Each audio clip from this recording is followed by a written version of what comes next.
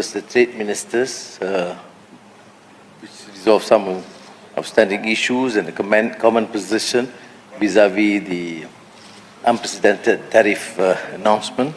Although we have got some reprieve temporarily, hopefully we can sustain that. And now, of course, the relative success of the meeting with the ministers and governors of Central Bank, ASEAN. Now, I will not bore you with details, because finance ministers and governors are known to be a very boring team, discussing statistics and figures, and of course under intense pressure, regionally, internationally, and also domestically. Everyone expects more funds from you, every ministry, every department, and of course from Prime Minister to Presidents. And so I don't necessarily envy your position. But nonetheless, I would start with the issue of the most unprecedented development in terms of the decision by President Donald Trump of the United States. Of course, we in ASEAN, I have communicated with virtually all leaders. Our foreign ministers have been in touch, trade ministers in touch, and now finance ministers. But I think, as I believe in the Shumika's position or view on gale of creative destruction, at times, seemingly what you'd say, things fall apart, center cannot hold, so all story of gloom and despair, but not necessarily so. It depends on our resolve, our tenacity, our conviction, how we're able to use this opportunity to bring back confidence and strengthen our force. First our domestic economy, then our regional economy. Now, of course, I would say Alhamdulillah, at least for now, there's a temporary reprieve.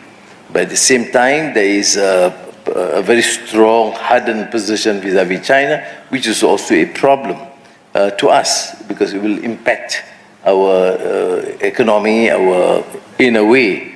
And therefore, our position, ASEAN centrality, we continue to have good bilateral and excellent trading, investment relations with the United States. At the same time, our position in ASEAN is to ensure that our relations, particularly with China, other than Japan, Korea, and the neighboring countries, remain strong and formidable. Why? Because we protect our own economy, domestic economy. Again, the reason is our priority, imperative, is to ensure that our fundamentals remain strong. Our fundamentals will remain strong if we can secure peace in this region. And peace would mean be friendly to all our neighbors. And as I've said and reiterated, China is a very important player, and we can't ignore. I mean, yes, some countries have problems, but yes, we'll continue to navigate in the best manner possible to secure peace and security, at the same time to ensure that we obtain most benefit in terms of economic investments and related areas. So, as you know, President Xi Jinping will be visiting Malaysia next week. It's a major challenge for not only for me in Malaysia, but also for ASEAN, to showcase what's the meaning of centrality, why we need to engage with our neighbors, why our more positive, pragmatic position vis-à-vis engaging with everybody. Hopefully, most of the contentious issues can be resolved amicably. Our position in ASEAN is clear, that we are for free trade. We are guided by a rule-based economy. And that means our participation in the WTO, preceding GATT in the past decades. So I don't think there is a problem. So I'm extremely delighted when I engage with the leaders of ASEAN, without exception. Of course, countries will have their own priorities, their own specific priority in action, but without exception, may I repeat, that all leaders say ASEAN has to work together and present a more cohesive, coherent case within ASEAN and in our engagement with the rest, including with the United States of America. And to me, this is extremely heartening. I must, through you, convey again my deepest appreciation with them. Long discussions, and we'll continue other than that with other countries. In fact, Prime Minister of New Zealand was just online with me, just to ensure that New Zealand is not left out, and their keenness to collaborate with ASEAN and takes a common position vis-à-vis ASEAN. Prior to that, Foreign Minister of Australia contacted our Foreign Minister, and Secretary of State Rubio engaged with our Foreign Minister, and I continue with some of the close contacts of President Donald J. Trump. And in my discussions with presidents and prime ministers, many of these countries have some engagement with some top personalities in the United States, and we of course have these exchanges and benefit from one another. And I went through the trade ministers' recommendations, which is consistent with our view, and I think precisely that is what transpired in your assessment and your recommendations. Now, as I said, gale of creative destruction, why has to be more creative? We have to strengthen our force. You know, our colleagues in ASEAN have always said that this is whatever said and done, with all some limitations that we have encountered, and you know, dealing with neighbors, sensitivities, but it has been an extremely successful regional collaboration. You see, and you look at the regional groups throughout the world. ASEAN is an exception, and is undeniably this is something which has been going for decades. I'm not denying the fact that sometimes we have you know, some minor issues here and there, but never to the extent to have so much distrust and seeds of discord or even enmity. So I think we should work on that. But what is the consensus in our meetings in Vientiane and prior to that in Jakarta, in our bilateral and regional, particularly ASEAN? What is the normal expression? Is that we need to do more. We need to enhance trade. We have to enhance investments. We need to have this comparative advantage, to be seen as you know, to be competing with one another, but to collaborate in the spirit of you know, taking the strength and comparative advantage of these countries. And so customs, border, then sub-regional groupings. People may say that we are only highlighting Johor, Singapore. Not necessarily true, because I've had lots of discussions, including last few days with President Prabowo, on the need to then collaborate on the sub-regional basis with Bombo Marcos, with the Philippines, and more so with Thailand, its immediate border with Malaysia, to focus on the south of Thailand, which is relatively poorer, and the north of Malaya, which is also relatively poorer. So we need to then forge this sort of understanding, which covers therefore customs, border, and propelling the economic collaboration and advantage of these countries. What I want to suggest is, of course, this is in line. It's not, I'm not giving anything new, but I'm just to reinforce this. With your support, then we will then push this agenda ahead.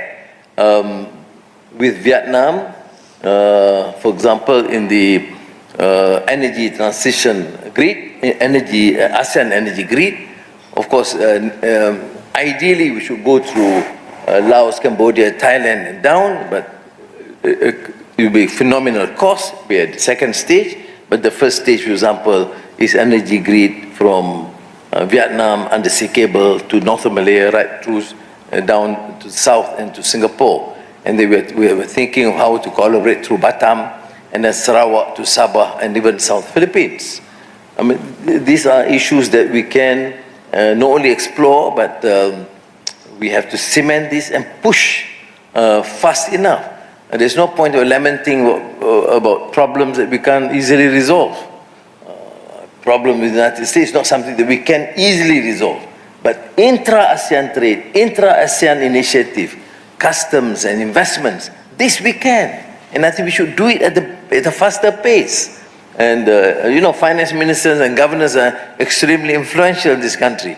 That's why I was telling Amir why I didn't want to leave the post of finance minister, because this is influential. Because sometimes they're more influential than the prime minister and president. Don't quote me on this, you'll be in trouble. The media is here.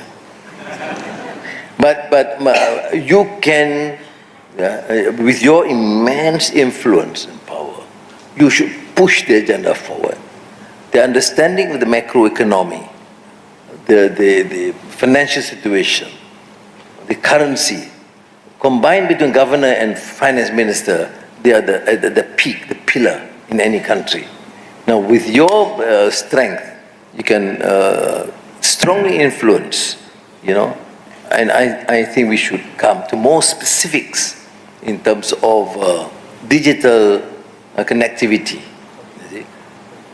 in terms of energy transition, in terms of cross-border trade, in terms of customs understanding, in terms of utilizing the capacity of industrial sector where you end up.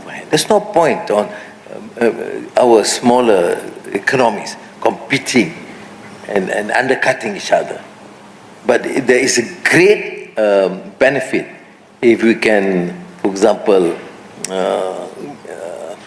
prioritize what each country can excel, and we work together. And I take this very seriously, because this has been talked about, since the 1990s. I remember Supachai was then trade minister, Thai trade minister, and later became WTO DG. But before that, he was one who was really vehemently pushing for this. He says, Anwar, we have great resources and wonderful sort of relations among us. It's extremely peaceful. But why can't we just push our leaders and convince them that the future, the answer is, of course, financial, digital, those days not yet digital, but trade investments among us. And I think it is my duty then, of course, to remind the issues relating to Myanmar is, of course, of concern, particularly the unfortunate earthquake and the devastation, which is horrendous. I'm thankful that many ASEAN countries, or most ASEAN countries, have offered assistance. We are in touch, and I think because of that, I have had direct engagement with Senior General Prime Minister of Myanmar to speak about humanitarian efforts. And I've also informed all my colleagues that, look, we should use this occasion to work together, at least starting with humanitarian, engaging with both parties, then probably persuade them to at least accede to some of the concerns that we have expressed according to the broad parameters of the 5-point consensus. So that's it for now. I mean, you can read my paper if you want to. So, again, thank you very much, Amir and Governor Rashid, for taking this initiative, and for your presence in Kuala Lumpur. But the next time they should have some resort somewhere, because finance, in my experience in various ministries, of course, finance and including central bank at the most focused, serious, the immense help to the nation, but they can be quite boring. So please make sure that you have time to relax, engage, and like the ASEAN way. ASEAN way is not holding hands, also to sing and relax in this culture. Our strength is not just pure monetary and economics. Our strength is also the cultural vibrancy. When I wrote Asian Renaissance 25 years ago, I say we take great pride in the forging ASEAN ahead as a major economic focus and fundamentals. But it's not just economic empowerment, it's cultural vibrancy and empowerment. So with that note, I thank you again. Terima kasih.